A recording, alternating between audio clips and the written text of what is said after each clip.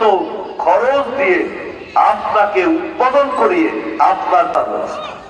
বর্গা চাষি একই অবস্থা।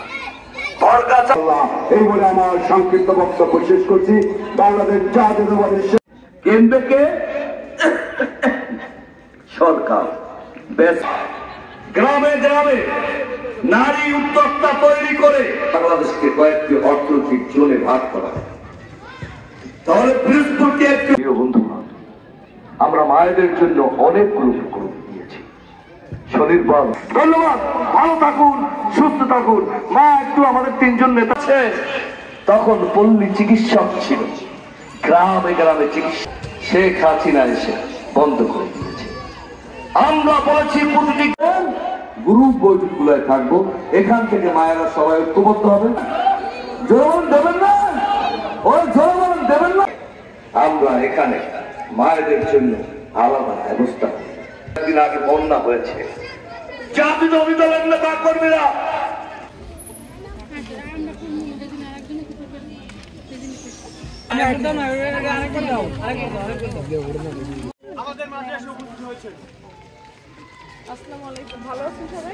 আমাদেরকে বলা হয়েছে এই দেশটাকে স্বয়ংসম্পূর্ণ করতে হবে।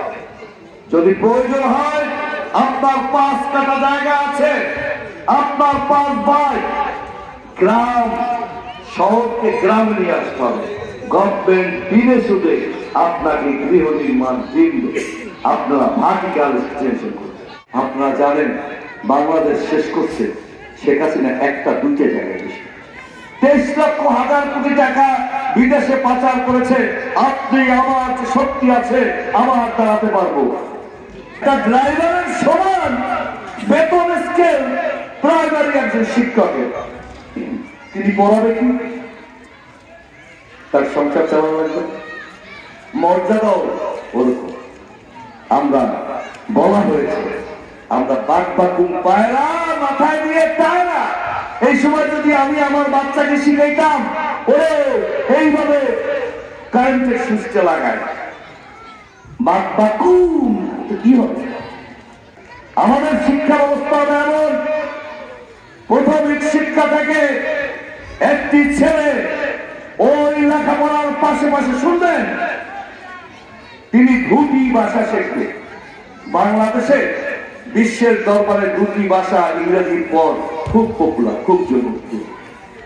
আরবি ভাষা 35টি দেশে চলে, আর চাইনিজ ভাষা কমপক্ষে 200 কোটি, 800 কোটি, 200 কোটি, 300 কোটি মানুষ চাইনিজ ভাষা জানে।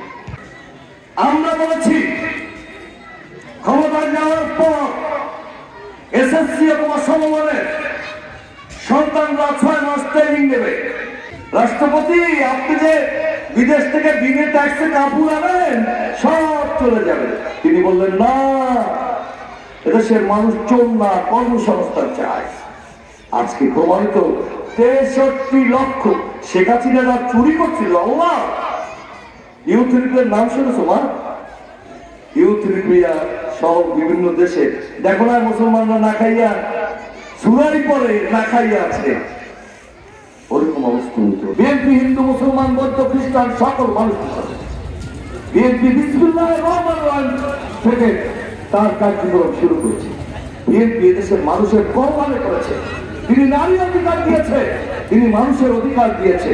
তিনি আল-কুদস কমিটি কোথায় ছিলেন আপনারা? ইরান ইরাক যুদ্ধ লেগে গেছে, একমাত্র জিয়াউর রহমান দাঁড়িয়ে বলেছে আমি আল-কুদস কমিটির ভাইস চেয়ারম্যান। ইরান ইরাক যুদ্ধ হলে তিনি সৌদি বাদশার কাছে চলে গেছে। মুসলমানদের অমর্যাদা হবে, এটি হতে দেওয়া যাবে না। যারা বাংলাদেশ জাতীয়তাবাদী দল করি, আমাদের সবার উচিত আমাদের চেয়ারম্যান জনাব তারেক রহমান সাহেবের নির্দেশ মেনে চলা। তার রুলসের বাইরে আমরা কেউ যাব না।